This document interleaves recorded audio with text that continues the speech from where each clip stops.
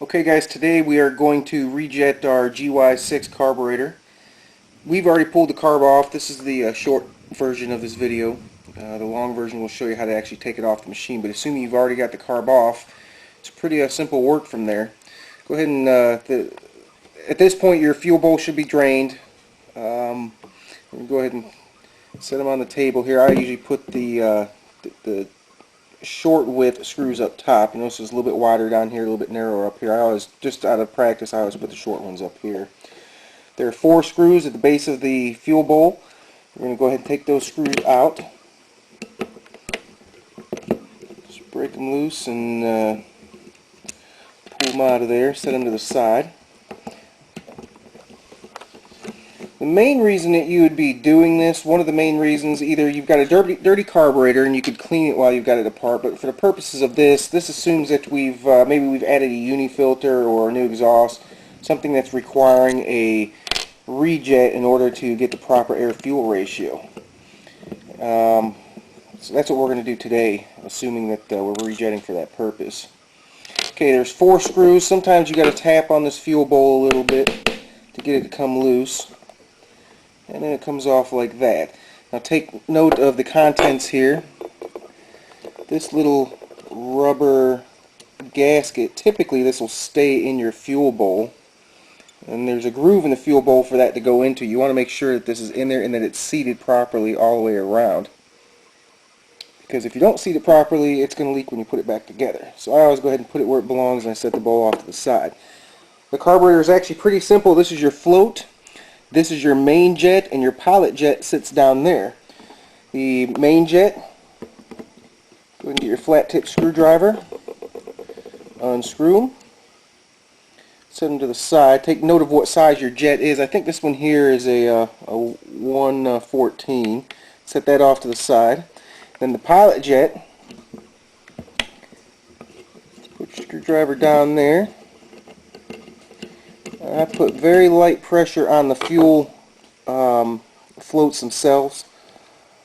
I go ahead and tip them over. Sometimes you got to knock them to get that one to come out. There it comes, just like that. This is your pilot jet.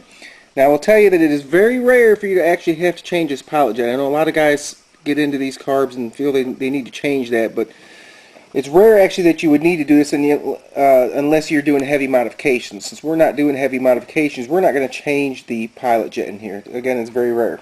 What is not very rare, in fact is very common, is that this pilot jet gets dirty. What you do not want to do is take a large cleaning tool and poke through there, thus accidentally widening it out. For example, a lot of people have accidentally used drill bits through there because they couldn't get a cleaning tool through. The pilot jet is very narrow, and I've got a cleaning tool that I'm going to get here in just a minute, and it takes the smallest one of those to be able to fit. The second largest one won't even fit through there. It's a very small opening. You should in fact be able to take that pilot jet and look up at a light or the sky or whatever and see through there, and you should also be able to blow through it. It's not a big hole, but you should be able to see through it regardless. Once you can see through it, then it's considered clean. I'm going to go ahead and get my cleaning tool, and we'll be right back. Okay, here's my little cleaning tool. It's got various size cleaners on it. Also, what works fine, if you got a guitar string, that'll work just as well. You can see there's various different sizes on here. The very smallest one is the only one in this entire set that'll fit through this particular jet. This is a 34 pilot jet. And simply run your cleaning tool through it like that, and provided it's not clogged, it should go through just fine. Spin it around a little bit. There's a couple itty bitty holes here. Go ahead and put the cleaning tool through there as well. Make sure you can get through all the holes freely. And once you've got that clean, sometimes you'll have to soak these in carburetor cleaner if it's really dirty and you can't get anything to go through it. Soak it, then blow it out with air, and then finish off with your cleaning tool. Again, mainly for the purpose of rejetting, you typically don't even have to deal with the pilot jet. However, since we've got the carb this far apart and the pilot jet's right next to it, it makes sense to go ahead and pull it out of there and go ahead and get it cleaned. Once you've got it cleaned, simply drop it back in place. Go ahead and tighten them back up.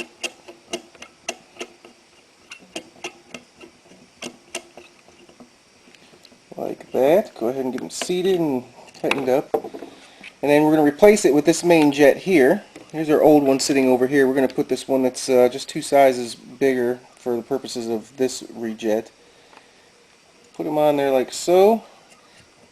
And just like you took it off, go ahead and go the opposite direction and tighten them up until he's seated properly and in place. Okay, and there we go. Okay, we've got our jets in place and tightened up, tightened down. All we have left to do is to put the fuel bowl back on the carburetor, tighten it down, and we're free to install it and go and do our testing.